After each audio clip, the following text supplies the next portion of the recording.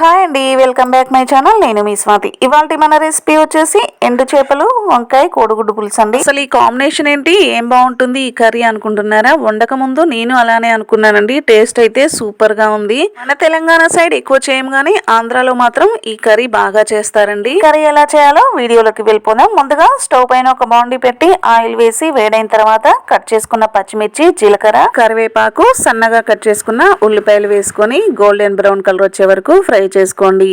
అవి కొంచెం ఫ్రై అయిన తర్వాత అందులోకి కట్ చేసుకున్న టమాటా కూడా వేసుకొని కలుపుకోండి. టమాటాలు కూడా మగ్గిన తర్వాత ముందుగా శుభ్రం చేసుకున్న ఎండు చేపల్ని కూడా వేసి కలుపుకోండి. ఎండు చేపల్ని ముందుగా వేయించి తలా తోక తీసేసి నీళ్ళల్లో కడిగి వేసుకోవాలండి. అలా వేసుకుంటేనే ఎండు చేపలు టేస్ట్ బాగుంటాయి. ఆయిల్లో బాగా ఫ్రై అయిన తర్వాత ఫ్రెష్ గా నూరుకున్న అల్లం వెల్లుల్లి పేస్ట్, పసుపు కూడా వేసుకొని కలుపుకొని అల్లం పచ్చివాసన పోయేంత వరకు ఫ్రై చేసుకోండి.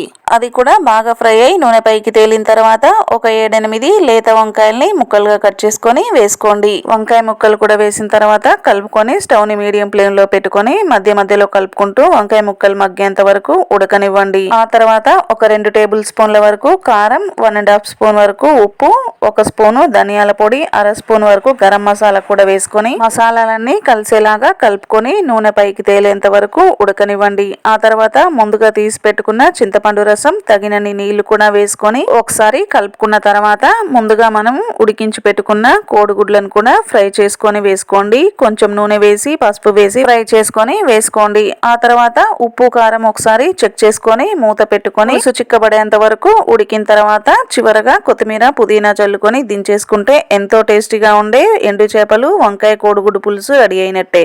అయితే మీరు తప్పకుండా ట్రై చేయండి. ఎలా వచ్చిందో కామెంట్ చేయండి. ఎంతమందికి ఈ రెసిపీ తెలుసో కామెంట్ చేయండి. అలాగే నా వీడియో కనుక మీకు నచ్చినట్టయితే లైక్ చేయండి. మీ ఫ్రెండ్స్ కి, రిలేటివ్స్ కి షేర్ చేయండి. మరెన్నో మంచి మంచి వీడియోస్ కోసం నా ఛానల్ కనుక ఫస్ట్ టైం చూస్తున్నట్లయితే తప్పకుండా సబ్స్క్రైబ్ చేసుకోండి. థ్యాంక్స్ ఫర్ వాచింగ్ అండి.